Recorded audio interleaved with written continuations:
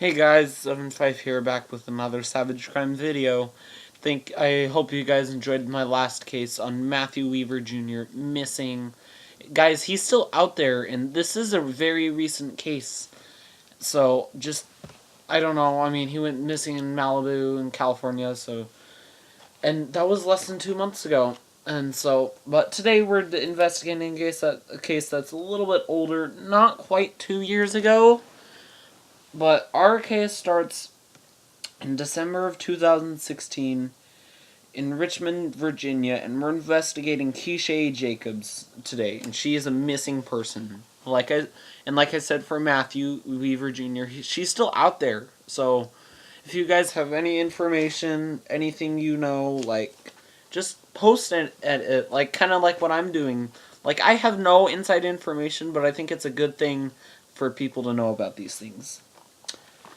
And if you guys have been watching, hopefully you checked out my last video on Matthew Weaver Jr. Don't forget to click that subscribe button. It helps a lot. And don't forget to leave a thumbs up, aka like, down at the bottom. And don't forget to check out my other channel, Droplet Pictures, which also has a lot of new feed / buzz going on. Alright, let's get started. Keeshae Jacobs is a missing person. In December of 2016, she lived with her mom in Richmond, Virginia. And her mom has actually been a huge supporter of her case. Has been, like, advocating things. I even gone to the extreme of doing Missing Person Day. And we'll get a little more into that later. But, she's 21. She has black hair. She's African American. And she has brown eyes. She weighs approximately 100 pounds.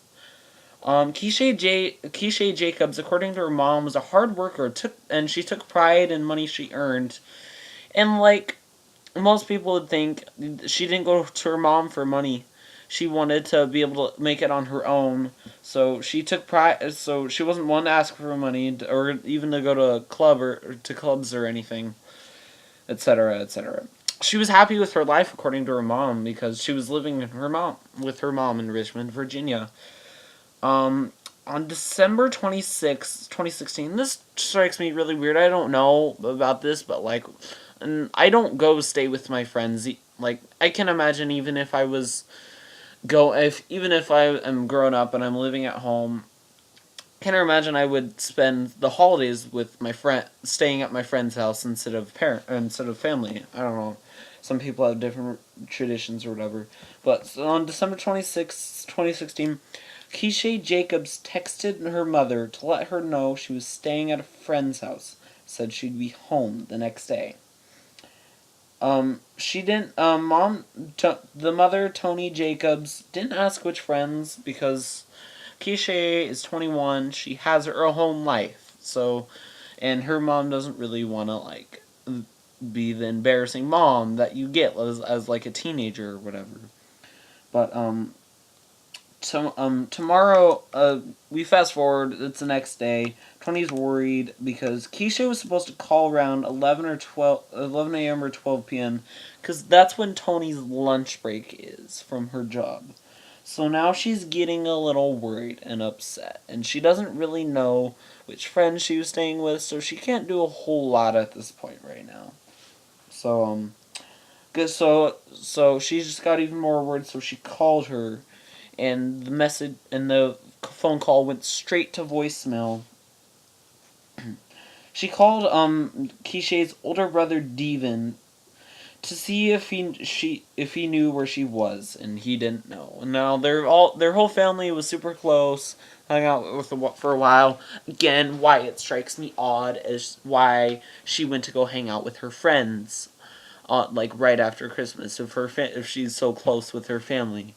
Yeah, so he didn't know, so she arrived home thinking, oh, maybe she's just at the house, she's safe and sound. She just thought she'd go there instead, because maybe something happened, but she just wasn't there. So at this point, there wasn't a whole lot Tony could do, as she thought there was a 24-period waiting hour to tell the police, hey, this is a missing person, file a missing person report. And by the way, I'm gonna talk about this a little later, and maybe in another one of my videos. That is not true at all. Don't listen to that. Whatever you hear, that is 100% false. You might have seen that on a TV show. I know I looked up and did some research, and that's what a lot of people have done. So don't believe that, not even for a second. Okay. So she tried to go to sleep as there was really nothing else she could really do, and she woke up at 1. She just couldn't sleep. She says, "Hey, my baby is missing, quote unquote. I need to find her." So she got up and she went around and knocked on friends' door, and nobody knew anything. So the next day she goes and files a missing person report at the Richmond Police Department, RPD.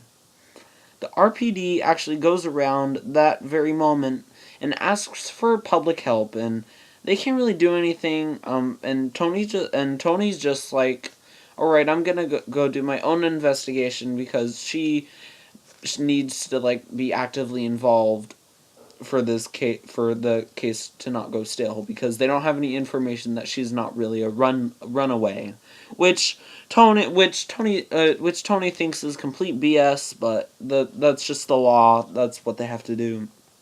So, but Tony actually finds the friends that she stayed with on that night on December 26th, and now it's almost the new year, so yeah. They had information, so this kind of gives Tony some relief to maybe shed some light on where her daughter is. So they said they dropped her off at the Churchill neighborhood, 10 minutes from her house. So like, why not just drive the extra 10 minutes? I don't know how far away the friend is. I don't know if it was like super close, maybe even possibly in the same neighborhood. But the police hasn't really released that information to the public. I've done some digging. I can't really find anything else out. But yeah, and she said, "I'm meeting someone." Friends didn't know who she was meeting. Detectives but detectives fortunately were able to find the unidentified person that Keeshae supposedly met up with.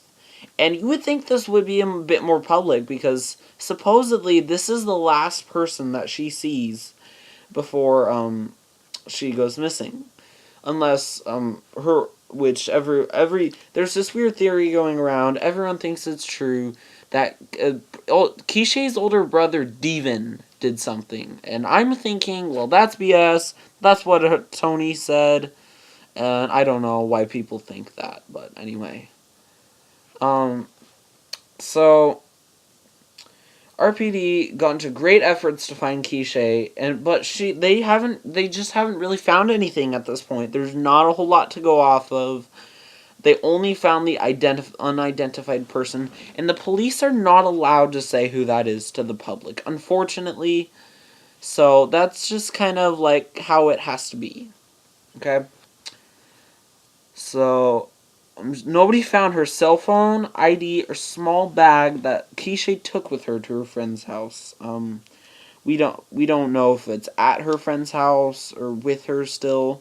We can't really clarify that, but yeah, just a few months later, tragedy struck the Jacobs family again when Tony's son Devin shot to death at a nearby motel near their house. And Devin had never done anything. Devin was just trying to find where her sister was, and so this is like, hey, maybe this has something to do with Keeshae's disappearance. The next day, police arrested 39-year-old James Henshaw in connection with Devin's death, and the jury actually found him guilty of second-degree murder in February earlier this year, 2018, in case you're watching this during a different year.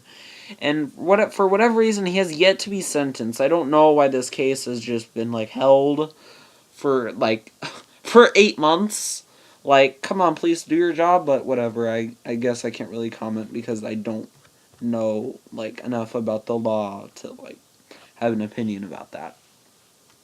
I mean, I know enough, but I don't know. Yeah. And Tony said with an interview with Dateline, this has all been very hard with her. I mean, she lost her son in a gun. She lost her son. She doesn't know where her daughter is, and she doesn't really have any support. It doesn't look like she has a husband. It looks like she's divorced or maybe had a relationship outside of marriage. We don't really know. We haven't been able to find that out either. But 14 months after Keeshae disappeared, police said they suspected foul play in disappearance in a press statement. And this is really all we have to go off of. There's not really any traces. Really, the only person we have to go off of is James Henshaw. He knows something. He's not telling it to the presses, but we need to find out what he knows. And it's like that. If he could just take a lie detector test, police might be able to find out everything they need to know, and then they would be able to close this case and possibly find where Keeshae's either held or dead. Tony says she believes she's alive.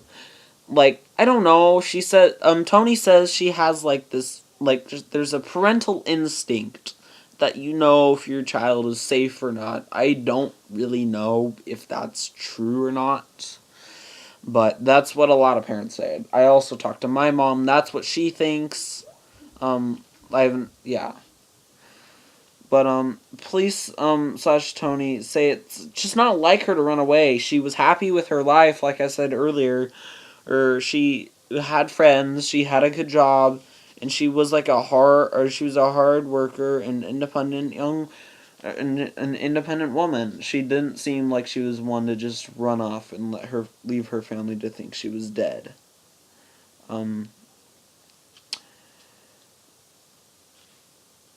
Tony says it's not. Yeah. Tony started Missing Persons Day when I'm surprised this isn't more of a national thing, but she started in Richmond, Virginia. I don't know why national people celebrate. I mean, we celebrate it for the dead people that have honored our country and died in loyalty. But I don't know why it's not more of a national thing. That strikes me as odd, but whatever. She said it's really just a place for me to find other people who might need comfort and more than I do. I mean, her son has been shot to death. Her daughter is either dead or being held against her will somewhere. So I can imagine that would be pretty hard on just about anyone. But yeah, Tony also says she will not stop fighting until her baby has been brought home. And that's really all there is to know about Keeshae Jacobs. There's one last thing. Very recently, as recent as September of this year, a man was arrested with investigation of foul play in her disappearance. We don't really know a whole lot at this point from what I've been able to tell now, but I'll probably do an update episode where it kind of talks a little more about this guy and maybe if he had past relations with Keeshae with the Jacobs family or even just Keeshae, if he tells that or if maybe if Tony recognizes him, but I don't know. And guys, that's really all there is. As Keeshae Jacobs was last seen wearing black basketball shorts, pink and black basketball shoes, and a pink scarf. And her hair was in a bun. So yeah, thank you guys so much for listening. This is in Richmond, Virginia, so if any of you are listening from around that area, or just really anywhere, because the kidnapper or the murderer could have either taken her, disposed with her anywhere, respectively. Not respectively killed her or murdered her, but the other one, in pertaining to the terms. But yeah, thank you guys so much for watching. Hope you check out my Matthew Weaver Jr. case. And don't forget to check out my other channel, Droplet Pictures, and subscribe, hit that like button, and then stay tuned for more Savage Crime investigations. I'll see you all later.